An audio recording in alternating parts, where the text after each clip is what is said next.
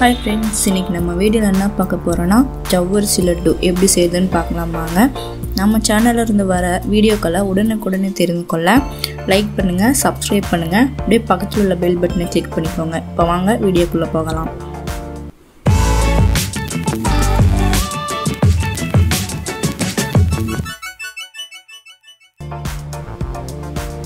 நான் வந்து 200 கிராம் ஜவ்வரிசி எடுத்து வச்சிருக்கேங்க. அது 6 மணி நேரத்துக்கு முன்னாடியே ஊற வச்சு எடுத்துக்கலாங்க.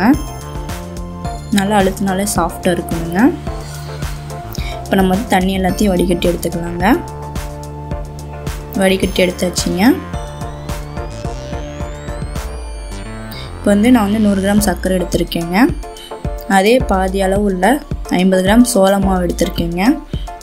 இந்த ரெண்டுத்தையும் மிக்சியில் போட்டு நல்லா பவுட்ரு பண்ணி எடுத்துக்கலாங்க.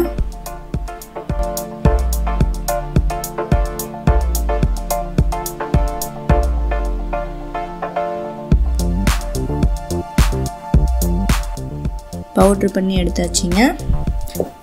இதை வந்து கேக்குக்கு பிஸ்கட்டுக்கெலாம் பயன்படுத்திக்கலாங்க. இது பேர் தாங்க ஐசிங் சுகர்னு சொல்லுவாங்க. நான் வந்து பேன் சூடு பண்ணி 2 டேபிள் ஸ்பூன் நெய் சேர்த்திக்கிறேங்க. நெய்யிலேயே முந்திரி திராட்சை ரெண்டுத்தையும் நல்லா வறுத்து எடுத்துக்கலாங்க. நல்லா பலூன் சைஸ் திராட்சை வந்தது நல்லா எடுத்துக்கலாங்க. இப்போ வந்து அதே நெய்யில் வடிகட்டி எடுத்துள்ள ஜவ்வரிசி சேர்த்துக்கலாங்க. ஜவ்வரிசி சேர்த்துட்டு நல்லா மிக்ஸ் பண்ணி விட்டுக்கலாங்க. 1 நிமிஷம் போல் நல்லா மிக்ஸ் பண்ணி விட்டுக்கலாங்க. இது கூட நம்ம அரைச்சி வச்சுள்ள பவுட்ரு சுகர் அதையும் சேர்த்திக்கலாங்க. அதையும் சேர்த்துட்டு நல்லா மிக்ஸ் பண்ணி விட்டுக்கலாங்க. இது கூடவே நான் ஃபுட் கலர் எடுத்திருக்கேங்க. அதையும் சேர்த்திக்கலாங்க. அதையும் சேர்த்திட்டு நல்லா மிக்ஸ் பண்ணி விட்டுக்கலாங்க.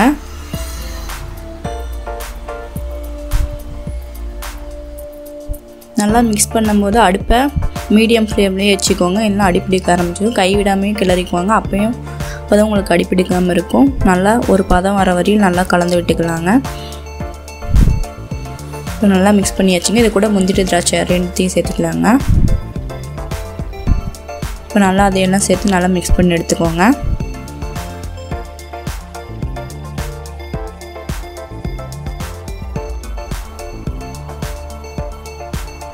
நல்லா மிக்ஸ் பண்ணி வச்சுங்க. இது நல்லா ஆறட்டுங்க. ஆறின வாட்டி வெதுவெதுப்பான சூடில் இருக்கும்போது உங்களுக்கு எந்த அளவுக்கு தேவையோ அந்தளவுக்கு பெருசாக லட்டு உருட்டி எடுத்துக்கலாங்க. நல்லா அழுத்தி பிசைஞ்சிக்கோங்க. நல்லா அழுத்தி உருண்டை பிடிச்சிக்கோங்க. அப்போ தான் லட்டு உங்களுக்கு உடையாமல் வரும். இதே போல் எல்லாத்தையும் லட்டு பிடிச்சி வச்சுக்கலாங்க. இப்போ பாருங்கள், சூப்பரான ஜவ்வரிசி லட்டு தயார்.